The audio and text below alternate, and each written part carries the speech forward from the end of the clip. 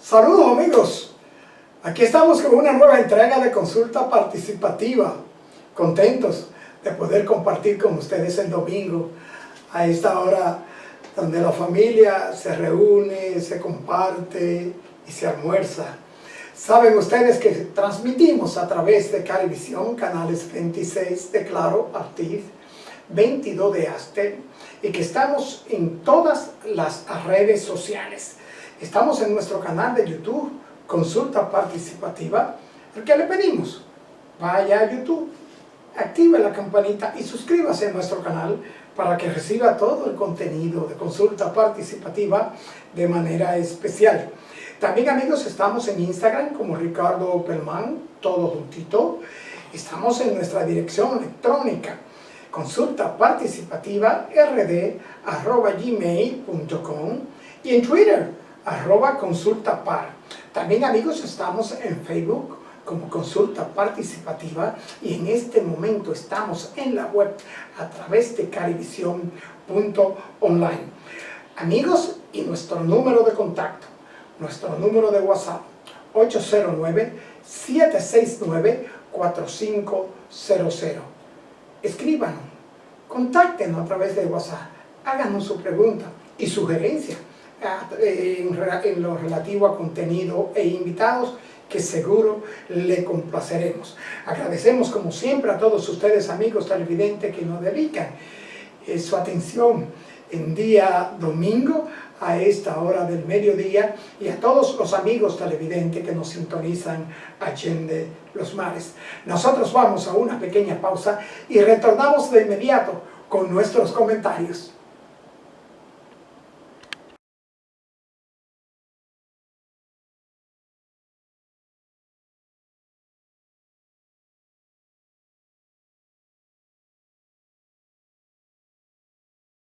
Bien amigos, hoy se celebra el Día Mundial de la Alegría, fecha esta que fue instaurada en el 2010 por iniciativa del colombiano Alfonso Becerra en un congreso de gestión cultural celebrado en la República de Chile.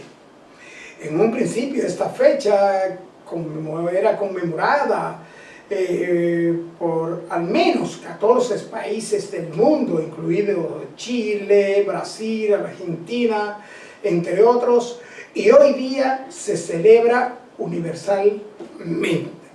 El Día Mundial de la Alegría sirve para reflexionar sobre la importancia de tener presente ese sentimiento en cada momento de la vida y su poder transformador. Ese poder transformador que tiene la alegría y que nos sustrae a todo y nos llena, como su nombre lo dice, de alegría. Bueno es tener la alegría y compartirla, vivirla. Hay muchas personas que la viven intensamente y la disfrutan, y ciertamente la alegría tiene tantas cosas, tanta calidad de terapia. La alegría te sustrae de los problemas, te sirve de entretenimiento para que olvides las cosas que no han salido bien o que no están saliendo bien. Y a propósito del Día Mundial de la Alegría, tenemos algunas frases que traemos a colación, como esta de Goethe, que dice que es bueno tener la alegría en casa y no tener que salir a buscarla afuera. También esta de Salomón, que dice: el corazón alegre hace tanto bien como el mejor medicamento. Amigos, y finalmente esta de Charles Dickens, que dice: no existe nada en el mundo tan irresistiblemente contagioso como la risa y el buen humor. Esto es, amigo, la alegría. Y nosotros, a propósito del Día Mundial de la Alegría, amigos, con pena y no con alegría, queremos dedicar este día a una persona que durante toda su vida llenó de alegría los corazones de los dominicanos y de los seres humanos en todo el mundo. Nos referimos a Juan de Dios Ventura Soriano, Johnny Ventura, nuestro caballo mayor. A la vez, amigo, pedimos al Divino le dé conformidad a todos sus familiares y al pueblo dominicano, con la seguridad de que Él siempre estará con nosotros. Siempre el caballo mayor nos hará gozar, nos hará reír, nos hará bailar. El mundo entero ha expresado sus condolencias por la partida de nuestro Johnny Ventura, y la clase artística mundial se siente hoy muy acongojada, igual que todos los dominicanos. Ve en paz, Johnny Ventura, que tú siempre seguirás siendo el caballo mayor. Amigo, y bueno, con la incertidumbre y los comentarios que se han creado en relación con la presencia en la República Dominicana de la fiebre porcina africana, el exministro de Salud Pública y el director de Sanidad, Bauta Rojas Gómez, llama a los dominicanos y a la población a no tener temor, puesto que el consumo de la carne de cerdo en la República Dominicana no representa un peligro para los consumidores y se están eliminando los animales afectados.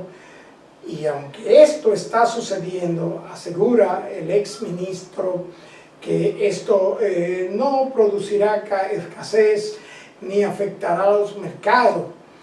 De acuerdo con Bauta Rojas Gómez, lo más importante es decirle a la población que la carne de cerdo es segura y que esta enfermedad, la fiebre porcina africana, no se transmite a los humanos. El exministro mostró su preocupación luego de analizar el informe del Servicio de Inspección y Sanidad de los Estados Unidos, lo que según él da la oportunidad de colocarnos delante de la situación que se está dando con los cerdos en la República Dominicana. Carne esta que, según sus palabras, es la proteína fundamental de la dieta de todos los dominicanos. De su lado, el presidente de la Asociación Dominicana de Granjas Porcinas, Luis Brache, dijo, al igual que las autoridades del Ministerio de Agricultura, que la población no debe alarmarse porque en el país no existen enfermedades que se transmitan a los seres humanos desde los animales. Amigos, manifestar nuestra alegría por lo que estamos viendo en relación con el COVID-19 en cuanto a la baja de la positividad y a la reducción de los contagiados, a la reducción de los fallecimientos y de los usos, por ende, de la UCI, los cuidados intensivos, las camas en las áreas destinadas para tratar esta enfermedad. Aplaudimos esta situación que seguro tiene que ver con que los dominicanos estamos acatando las directrices y las instrucciones de las autoridades de salud y hemos recapacitado en cuanto a lo peligroso, a lo fatal que es este virus de enfermedad, muerte, luto y dolor. Finalmente, amigo, la gasolina premium sufrió un alza de 3 pesos con 50 centavos, al igual que el gasoil óptimo a partir de ayer sábado, y todos los demás combustibles fueron congelados. Amigos, y vamos a ir a una pequeña pausa para retornar con nuestra invitada de hoy, la doctora Alessandra Castillo, médico internista, geriatra, para que hablemos sobre nuestros adultos mayores, su cuidado, salud, medicamento y felicidad. Volvemos en breve con nuestra invitada.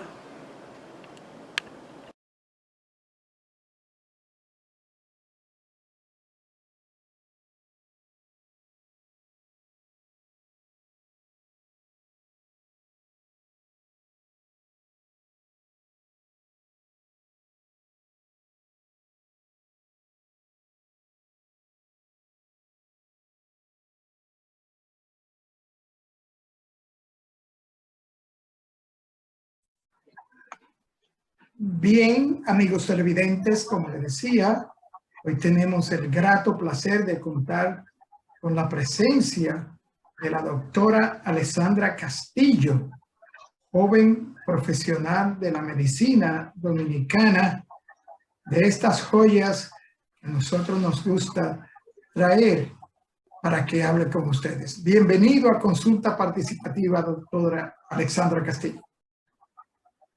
Muchas gracias. Para mí es un placer estar aquí y poder conversar un poco respecto a la geriatría, mi especialidad o mi subespecialidad más bien.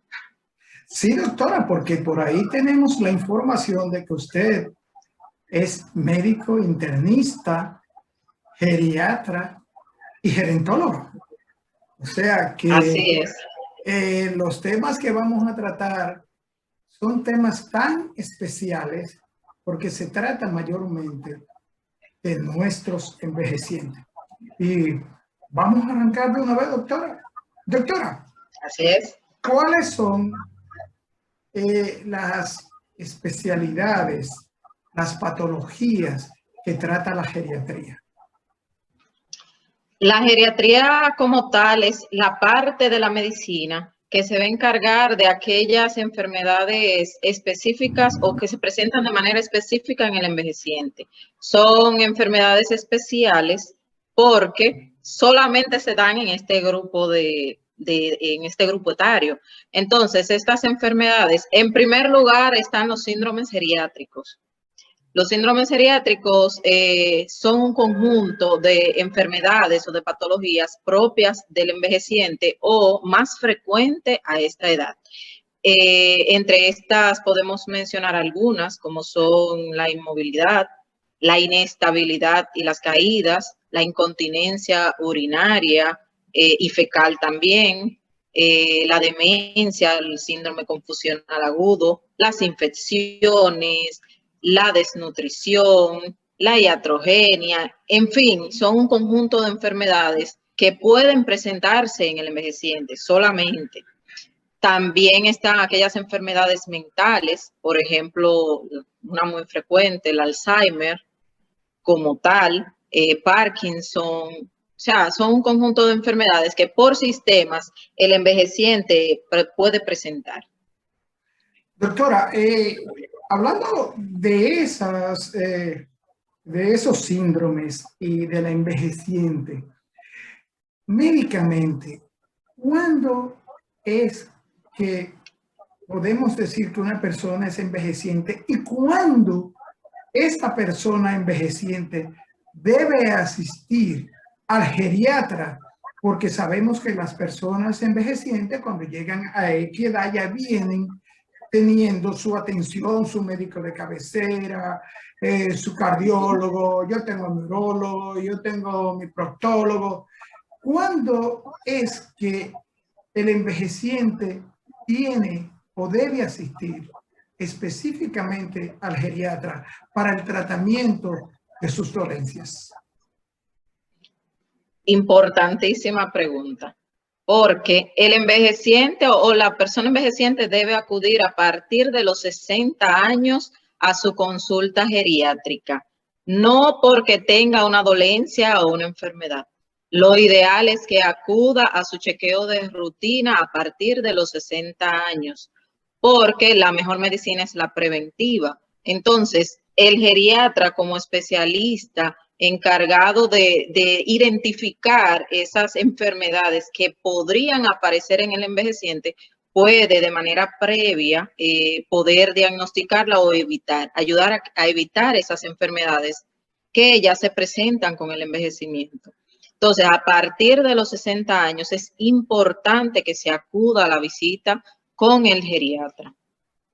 Esto lo podemos poner de esta forma, digo yo, doctora. Entonces, el geriatra viene a convertirse como el médico de atención primaria del envejeciente. Eso es así. Nosotros podemos hacer la comparación con el otro extremo de la vida. Nosotros llevamos a nuestros niños al pediatra. No hay otro especialista. Los niños van a su pediatra, estén bien o estén mal desde que nacen. Eso es mensual a su pediatra, aunque estén bien.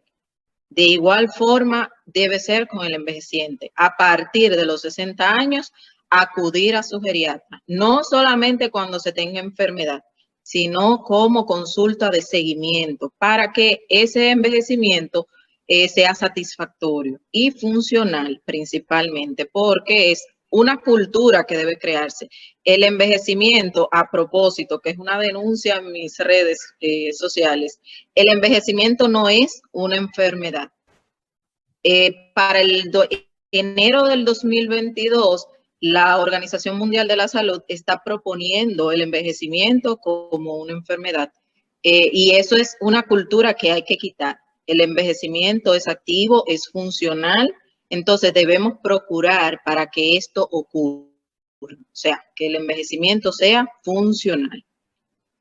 Así es, doctora, y hay que ver que partiendo de eso que usted dice, de que el envejeciente debe comenzar a asistir a su geriatra como el extremo del niño al pediatra, se da el caso, y pudiera suceder, doctora, entonces, que estos grandes síndromes, cuando se presentan en el envejeciente, pudieran ser tratados erróneamente por especialistas y sería el médico adecuado el geriatra. Sí, por supuesto. Teniendo como punto de partida que los síndromes geriátricos es la concurrencia de varias enfermedades que son frecuentes en el anciano. Una puede desencadenar otra. Por ejemplo, el síndrome de incontinencia. Una persona, un envejeciente que tenga el síndrome de incontinencia urinaria, llega a un punto donde se orina, por esa causa resbala, cae, se fractura la cadera. Su síndrome geriátrico inicial fue la incontinencia urinaria, pero a raíz de eso tuvo fractura de cadera. Pues ahí viene el proceso, lo operan si puede operarse, pero eso da consecuencia a un siguiente síndrome geriátrico. ¿Cuál puede ser? El síndrome de inmovilidad, el síndrome de encamamiento. Si ese paciente de manera inicial acude a su chequeo con el geriatra, se le trata el síndrome de incontinencia o se maneja de manera adecuada, puede que no llegue a ese siguiente nivel donde hay mayor complicación y la confluencia de otros síndromes, porque de manera preventiva eso se hubiese regulado. Eso es un ejemplo solamente. Y así pueden ser con más. Tiene sentido, Dígame. doctora, porque entonces la incontinencia urinaria pudiera el familiar o el mismo envejeciente ir al urólogo. Ejemplo. Así es. Así es. Y el urólogo seguramente, por los que usted dice, no notaría o no tuviera su vista fija en los otros, en los otros problemas que se podrían presentar. En los otros problemas que se podían presentar. Eso es así. Es algo tan... Siguiendo con ese mismo ejemplo, es algo, porque el geriatra mira al paciente de manera integral, completa. Ese mismo paciente con incontinencia, ¿qué otro punto podríamos evaluar? Viendo qué medicamentos usa. Porque esa incontinencia puede, si es un paciente, por ejemplo, que toma diuréticos vespertinos, pues obviamente, aunque no quiera, va a seguir orinando en la noche. Entonces, el geriatra, ¿qué hace? Evalúa todos los medicamentos que el envejeciente toma y en función de si le conviene o no le conviene, según la situación funcional del envejeciente, pues toma la mejor decisión para sustituir o cambiar X o Y medicamento, porque no le conviene al envejeciente. Estas incontinencias, estas patologías que presenta el envejeciente, me llama mucho la atención, doctora, porque de estos síndromes hay síndromes que realmente son dañinos, crean efectos periféricos dañinos. ¿Cuál de estos síndromes geriátricos es el que más preocupa a un geriatra? Yo no podría escoger alguno, todos complican la vida del envejeciente, todos. Y no tanto, al geriatra per se les van a preocupar todos, pero al que la familia le da mayor preocupación es a los síndromes de depresión y a los síndromes de insomnio. Esos son los que más alertan o desesperan al familiar. Un paciente que no duerma y que no deje dormir a su entorno es lo que más preocupa al familiar.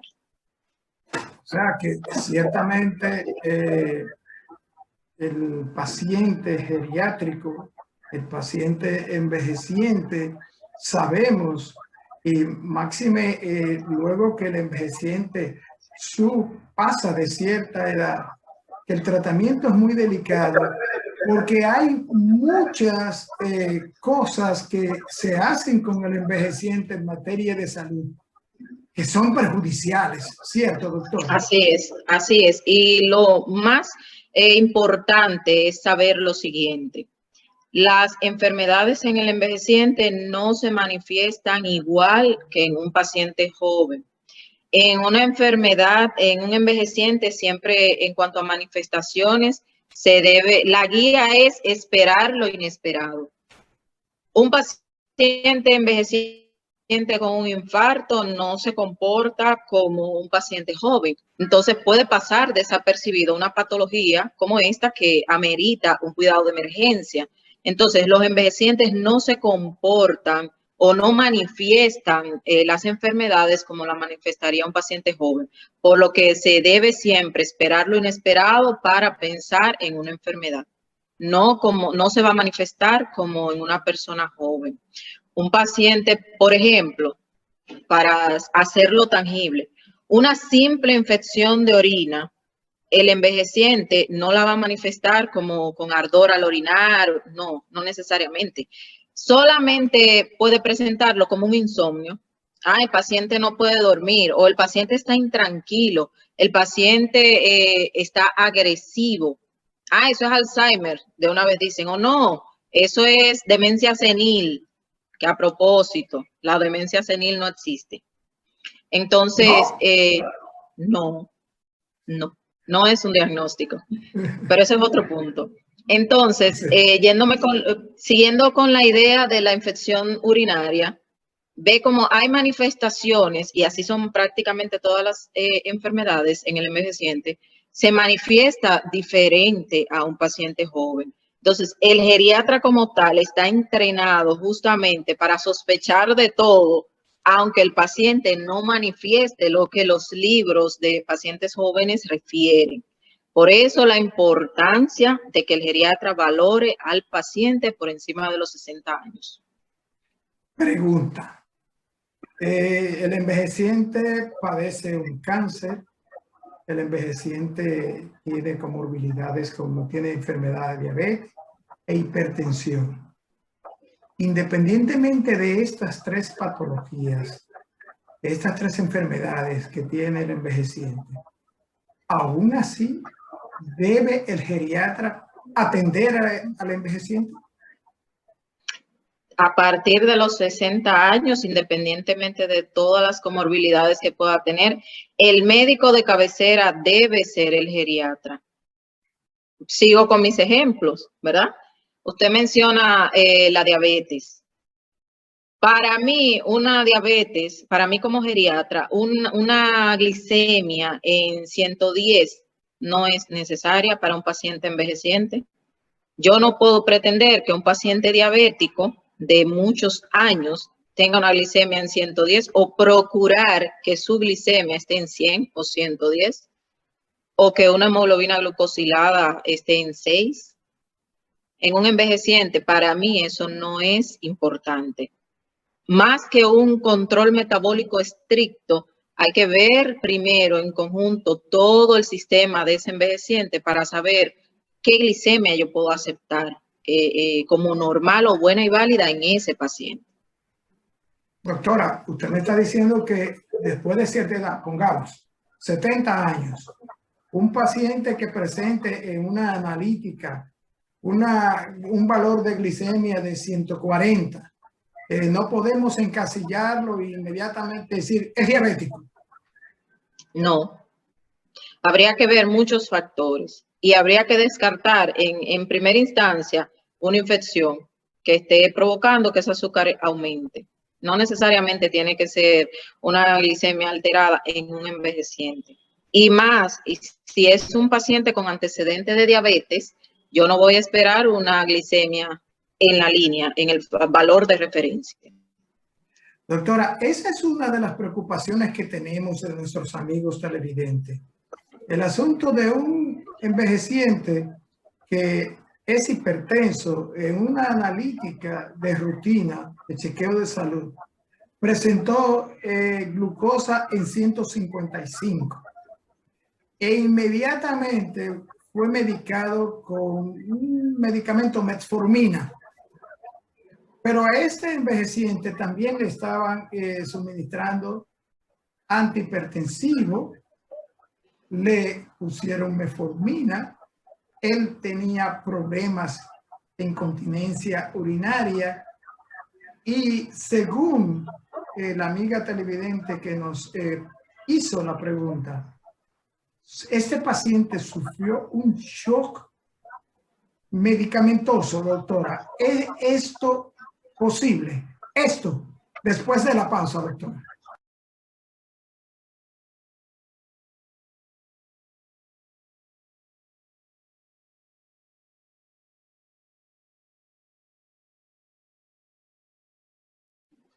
Doctora, antes de irnos a la pausa, le dejaba la inquietud de una amiga televidente en relación con su padre envejeciente, que dio en una analítica de rutina una glicemia alta, que si se quiere 140, una persona de 76 años. Y ella dice que al recetarle la metformina y comenzar inmediatamente, porque ella es de estas personas que lo que dice el médico y así debe ser, el padre hizo un shock que después se diagnosticó como shock medicamentoso. Explíqueme, doctora. Sí, en los envejecientes sucede algo de manera lamentablemente muy frecuente y es lo que es la polifarmacia. La polifarmacia como tal la vamos a definir como el consumo de manera regular de más de 3 fármacos. Nosotros tenemos una situación. El paciente envejeciente por lo general sufre de muchas enfermedades. Cuando llega la vejez, ahí mismo llega la hipertensión, llega la diabetes, llega el colesterol, llega los problemas de riñón, etcétera. Siempre hay un dolor también. Siempre al paciente. Como decimos, las enfermedades de la vejez. Así mismo, ellas confluyen todas, para lo cual, pues, para el corazón tenemos que ir al cardiólogo, para la diabetes tenemos que ir al endocrinólogo y así sucesivamente. Y cada médico naturalmente va a tratar la parte que le corresponde, porque tiene que estar buena cada parte.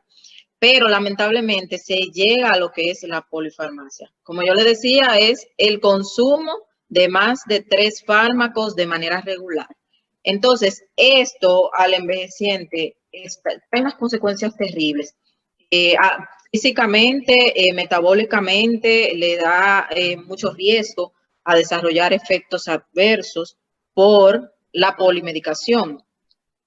Además, también hay otro punto, hay un incremento de gastos. El paciente o el familiar tiene que comprar muchos medicamentos. Entonces, eso también influye en lo que es el paciente. Pero la polifarmacia es terrible en el envejeciente. Nosotros, los geriatras, nos enfocamos en específico en ver qué medicamentos utiliza el paciente, qué tan necesarios son esos medicamentos o cuál medicamento es más favorable que el paciente está usando según su edad y sus comorbilidades. El geriatra como tal, nosotros tenemos criterios que nos sirven para valorar en su justa dimensión qué tan necesario es un medicamento y qué tan necesario es otro. O si el paciente utiliza un medicamento X para la presión, decir, bueno, ese medicamento que está usando para la presión no le conviene, pero yo le puedo dar tal medicamento que le conviene más y lo cambio. Entonces, esa es la función del geriatra. Buscar el medicamento ideal del paciente a dosis mínima, dosis efectiva y que le haga menos efectos secundarios. O sea, que en el envejeciente realmente debe aplicarse el uso de medicamentos valorando el riesgo-beneficio. Así es, así es. Como yo le decía anteriormente, para el envejeciente no es necesario un control estricto de ciertas patologías. Es mejor la seguridad en utilizar algún medicamento que el control estricto. O sea, eso es muy importante. Y hay otro problema, doctor. Es el problema que usted sabe que los dominicanos no creemos médicos.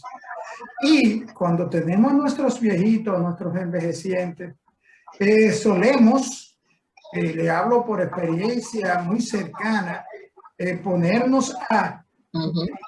Él le dan esos dolorcitos de cabeza, pero yo lo que hago es que le doy un Winazol o le doy un acetaminofén, está bien. Y realmente el cuidado de un envejeciente, doctora, retrotrayéndonos a su ejemplo primario con el pediatra, es como cuidar a un niño, ¿cierto? Así es, así es. Es relativamente igual, es relativamente igual. Claro está, debo aclarar que no es que el envejeciente vuelve a ser niño, no. Las necesidades del envejeciente se parecen al niño, o sea, se vuelve a tener igual necesidad, pero no es que el envejeciente vuelve a ser niño.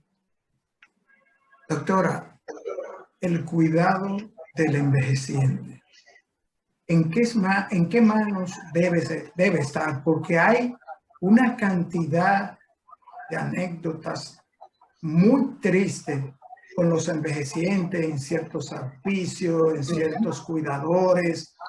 ¿Cuál a su juicio debe ser la preparación de una persona para cuidar a un envejeciente?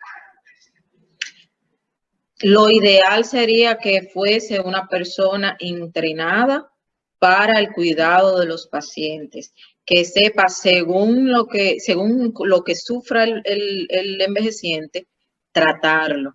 Por ejemplo, un paciente, si el paciente es funcional o no, si el paciente está encamado o no, amerita un trato especial.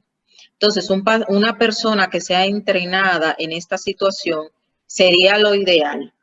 También mirando el aspecto cognitivo del paciente, un paciente que tenga demencia no es igual a un paciente que no tenga demencia. Entonces, lo ideal sería que sea una persona entrenada, una persona que sepa que es un paciente envejeciente, debe tener rutinas, debe tener qué hacer, no debe ser una persona que es como un mueble, está ahí en la casa y ya. No tiene una función, no tiene, como yo le digo a los pacientes, se la pasan de vagos en la casa. No, los envejecientes deben tener una función, deben desempeñar un papel en su entorno para que sean justamente funcionales, que es lo ideal, que un paciente sepa qué debe hacer, que tenga también una responsabilidad y que la realice y la desempeñe día a día, porque generalmente el envejeciente llega a un punto donde ya está pensionado, ya tiene una persona quizá que le haga las cosas en la casa y se despierta y no tiene un objetivo. ¿Qué haré hoy? Da igual si me quedo acostado o me levanto. Entonces, desde ahí comienza a la afectación mental en el paciente. Entonces, una persona con conocimiento de cuidados de este grupo etario puede saber qué actividad va a realizar con ese paciente, cómo va a evitar que ese paciente pierda su autonomía. Entonces, es importante que sea una persona estudiada en este grupo de edad. Ahora bien, lo que se da aquí en República Dominicana es que quien cuida al paciente es un familiar. Es muy raro que sea una persona estudiada, un familiar o una persona o un allegado, o una persona que le remuneran por hacerlo. O sea, Sin ningún es tipo lo de que es más preparación. frecuente, sin ninguna preparación. Y lamentablemente hay casos difíciles. Yo le comentaba anteriormente que hay que tener mucha paciencia para cuidar a un envejeciente. Y dependiendo de la funcionalidad del paciente o de la condición que esté, amerita mayor cuidado y mayor paciencia. Si es un paciente, por ejemplo, con una condición mental y se encuentra en una situación de delirio, es difícil que una persona sin conocimiento lo maneje de manera adecuada. Entonces, se hace difícil tener la paciencia de cuidar con amor a un paciente que esté en delirio. Entonces, lo ideal sería que sea una persona entrenada y preparada que cuide a los pacientes, pero lamentablemente en nuestro país nosotros no es la mayoría. Generalmente es una persona sin conocimiento, un allegado, el que cuida al paciente, un allegado o una persona a la cual se le paga para cuidarlo, sin conocimiento previo al respecto.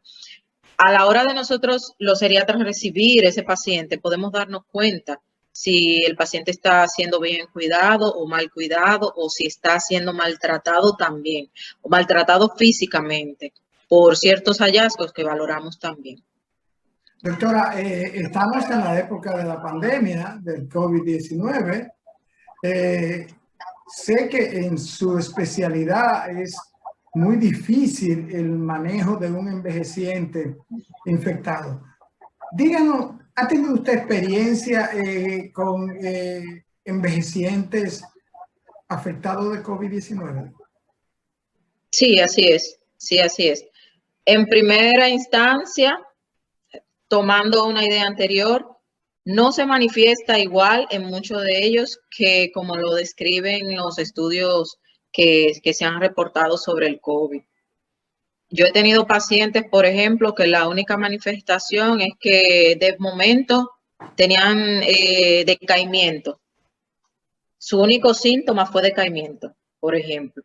Entonces, no vamos a esperar la típica fiebre. El envejeciente no hace fiebre. Se pierde esa regulación de poder manifestar la fiebre con el paso de los años. Entonces, no vamos a esperar fiebre en un envejeciente que puede tener COVID. No vamos a esperar tos, no vamos a esperar los síntomas clásicos, no necesariamente. Un paciente, como le decía, solamente tenía astenia y era COVID, decaimiento, perdón, y era COVID. Gracias a Dios, hasta el momento, la mayoría de los pacientes que yo he tratado con COVID, pues, han podido superarlo y, pues, seguimos en el día a día con esta enfermedad a ver qué más nos depara. O sea, doctora, usted me está diciendo que los síntomas que presenta un envejeciente, entiendo que esto debe depender de su edad realmente, son menores, menos manifiestos que en una persona de 50 a 40 años. Así es, así es. No vamos a esperar los síntomas clásicos, inclusive del COVID. Se manifiesta diferente a lo que nos están reportando los estudios de cómo diagnosticar el COVID. En el envejeciente no es al 100% como lo describe. Un Doctora, síntoma muy alejado. Uh-huh. la pregunta viene a caso porque Sí. todos pensamos y la gran mayoría piensa que un envejeciente que de repente da positivo a COVID, comenzamos a orar y a rezar porque se presume, se cree que la muerte es casi inevitable del COVID provocada por el COVID en un envejeciente. No, sí es cierto que se complica más y sí es cierto que cuando se complica se hace difícil y muchos de los pacientes fallecen. Pero yo también he tenido casos de pacientes que están positivos a COVID y no tienen ningún síntoma. Se ha dado también en los envejecientes. Entonces, o pacientes que se hacen las inmunoglobulinas y sale que tuvo COVID sin ninguna manifestación. Entonces, también están todos los pacientes están, de diferentes maneras se presentan y evolucionan de diferentes maneras. Todo también depende de ese sistema inmunológico. Doctora, que eso también, y ese es otro tema. Sí, hay algo que no se me puede escapar y ya el tiempo no está, ya me están tocando la campanita. Pero me llamó poderosamente la atención que usted es geriatra y gerontóloga. ¿Es indispensable, es obligatorio ser gerontólogo cuando se es geriatra? ¿Y cuál es la diferencia entre la geriatría y la gerontología? La gerontología como tal va a enfocarse en lo que es el aspecto social del paciente, más que nada. Nosotros aquí en República Dominicana no nos entrenamos como gerontólogos. Hay especialistas gerontólogos específicos, solamente gerontólogos que sí contamos con ellos en el país, pero aquí en el país no nos entrenamos como gerontólogos. Sin embargo, ellos son los encargados del aspecto social del envejeciente, para poner todas las patitas de lo que es la salud, ¿verdad? Que es la salud física, mental y social. Nosotros, los geriatras, nos encargamos de la salud física y mental y el gerontólogo de la social, porque debe haber un equilibrio entre todas y así estamos divididos. Doctora, finalmente, la alimentación en el envejeciente debe ser una alimentación de cuidado. Hay especialistas dentro de la gerontología que tengan que ver para guiar la alimentación de un envejeciente. Invariablemente el geriatra también funciona en esa parte, aunque sí, hay nutricionistas que sí son enfocados en el área geriátrica, muy buenos, pero el geriatra también ayuda en ese sentido. Y hay algo que yo digo, siempre se lo digo a todos mis pacientes, en la viña del Señor todo es bueno, malo lo hacemos nosotros. Nosotros podemos comer de todo de manera organizada. Si lo hacemos organizado, no vamos a tener problemas. O sea que en un envejeciente que no, por ejemplo, que no es diabético, puede tener una dieta, todo lo que apetece, puede comer de manera normal. Así no es. No siempre y cuando no tengan eso lo mata. Doctora. Imagínense una persona de 95 años que quiera comerse un chicharrón, ¿por qué no? No sean así. Hay que ser feliz, hay que ser feliz primero. Y creo que sí, doctora, estoy de acuerdo con usted y máxime cuando ya se ha rebasado la curva de la Paraguay, como se dice vulgarmente en cuanto a la edad se refiere. Ser feliz sí, lo primero y máxime después que se ha vivido. Ahora, yo tengo una frase que siempre aplico. Todos los gustos a la final en exceso hacen daño. Prescinde y deja tus gustos a tiempo antes de que te lo prohíba el médico. Excelente. Doctora, se nos acabó el tiempo. Realmente se nos quedan muchas cosas, se nos queda el asunto de manera más profunda del trato de los envejecientes. Hay muchas preguntas en relación con el sufrimiento, las señales de maltrato en los envejecientes que el geriatra, por lo regular, según tengo preguntas y explicaciones de amigos televidentes, es quien más se da cuenta, quien más prontamente se da cuenta de cuando un envejeciente está siendo maltratado. No, y no un maltrato, el maltrato no es solamente físico. En el envejeciente hay diferentes tipos de maltrato, no necesariamente físico. Ese es un tema que hay que tratar. Ese es un tema que lo tenemos que tratar y vamos a comprometerla, doctora, para una próxima entrevista, porque realmente se quedan muchas cosas y muchas preguntas, pero como usted sabe, el tiempo de televisión es traicionero. Doctora, gracias del alma por atender a nuestra invitación. Realmente ha sido un conversatorio muy provechoso para nosotros, doctora, los envejecientes. Gracias, doctora Alexandra Castillo. A la orden siempre, de verdad, con mucho gusto, porque necesitamos en República Dominicana una cultura de geriatría. Bien. Así es. Gracias, doctora. Bye, bye. Amigos televidentes, a ustedes, como siempre, nuestra exhortación en tiempos de COVID, en tiempos de coronavirus. Vacúnate. Por favor, protégete, protege a los tuyos. Vacúnate. Y si no es imperativo, si no es de urgencia y necesidad, quédate en casa. Por favor, protejamos a nuestra familia, a nuestros envejecientes, nuestros niños, nuestros colaboradores, nuestros amigos, nuestros familiares. Por favor, si no es imperativa la salida, quedémonos en casa. Amigos televidentes, nos vemos en la próxima.